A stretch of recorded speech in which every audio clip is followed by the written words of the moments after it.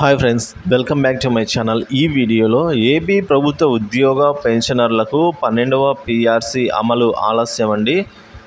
కారణం అయితే తెలిసిందే. ఈ లోపల ఐఆర్ ప్రకటనకు ప్రభుత్వం కసరత్తు చేస్తోంది.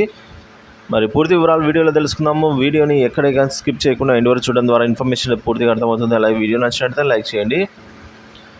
ఏపీ ఉద్యోగులు, ఉపాధ్యాయులు పెన్షన్లకు సంబంధించి 12వ పిఆర్సీ లో కదలిక వచ్చింది అనుకునే లోపలే మరొక సమస్య ఎదురైంది. అదేంటంటే జగన్ ప్రభుత్వంలో నియమించిన పిఆర్సీ కమిషనర్ మన్మోహన్ సింగ్ గారు రాజీనామా చేయడం జరిగింది. కావున మరో కమిషనర్ను నియమించాలి. కాబట్టి వారికి మరలా కొంత సమయం కేటాయించాలి.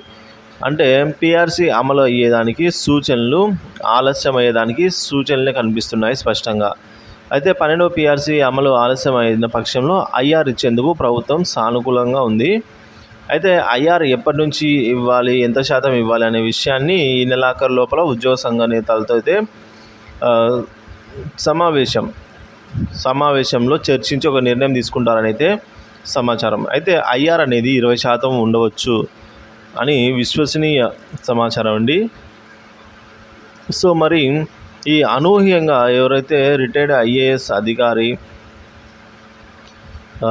Manmohan Singh, so PRC commissioner అండి, ఈయన నియమించింది ప్రభుత్వము. కాకపోతే ఆయన అన్ఎక్స్పెక్టెడ్గా ఈ విధంగా అయితే రాజీనామా చేయడం జరిగింది. సో దీంతో పిఆర్సీకి ఆలస్యము, ఐఆర్ మీద కసరత్తు. Friends, thank you for watching this video.